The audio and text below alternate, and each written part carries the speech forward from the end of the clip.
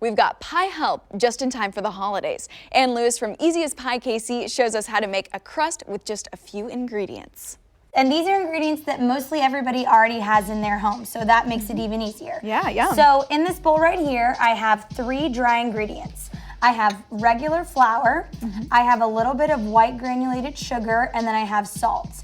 And the exact quantities in here are 2 cups of flour, a little bit under 1/4 of a cup of sugar, and then just about a tablespoon of salt. Okay, so that's 3 dry ingredients, and we promised them it would just be 4 ingredients. Yes. So we've got the shortening. Is there a particular type that you use? So I typically use just the regular Crisco, so not the butter flavor or anything. And basically what I'm gonna do is I'm just gonna pinch this off into the dry ingredients, and then we'll get this all mixed together. And then the last thing you have to do is just combine water. It looks like you're literally just digging your nail in and Literally, I'm just digging my finger in, and I'm just taking off about a pea to an almond-sized little chunks, and then I'm gonna combine that with my dry ingredients before I add the water. Okay, and how much Crisco do we actually put in? It's 2/3 of a cup. Now, a lot of people think that it's easiest to do, your pie dough recipe in a food processor. But I've actually found that it's more difficult because you can't really feel with your hands how much water you're mixing in there. So it's actually a little, you're kind of leaving things up to, I don't know, up to chance, I guess, yeah. Okay, so then I'm just adding water. You always start with less because you can always add more water if you need it. And if for some reason, you do add a bit too much water, you can always add just a little flour.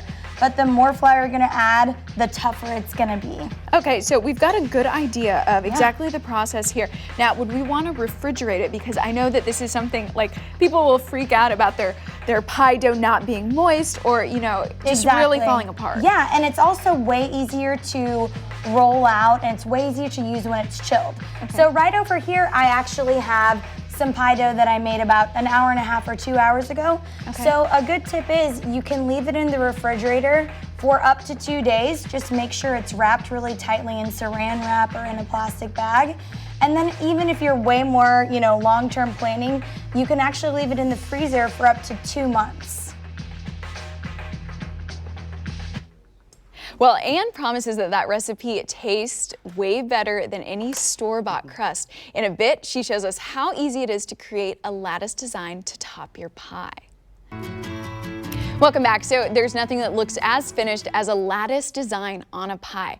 But what you may not realize is it's as simple as it looks. Ann Lewis of Easy as Pie KC uses her handmade dough to show us how to make a lattice design.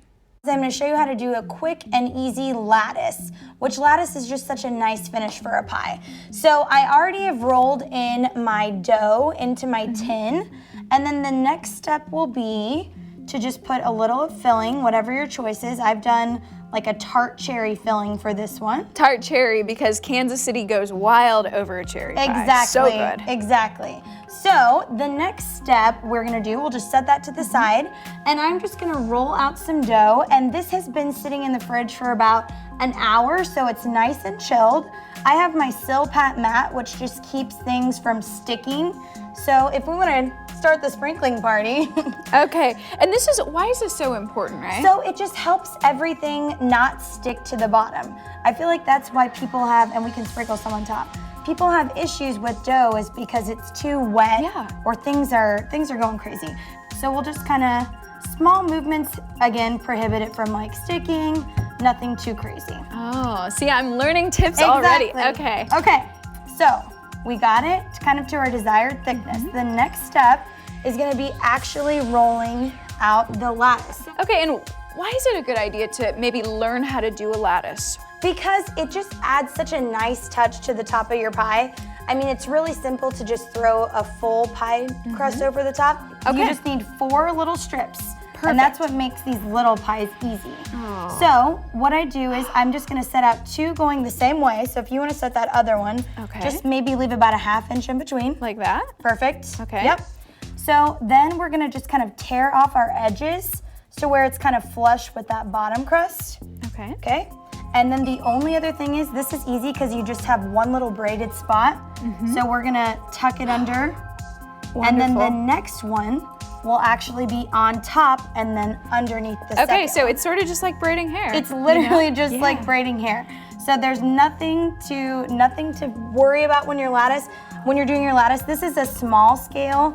Over here we have like the completed one. How long would we heat this for? This would be in the oven for about 35 minutes on 400 degrees. Well, one final tip from Anne, remember when you're rolling dough out, go in separate directions in small movements so that dough doesn't rip or tear.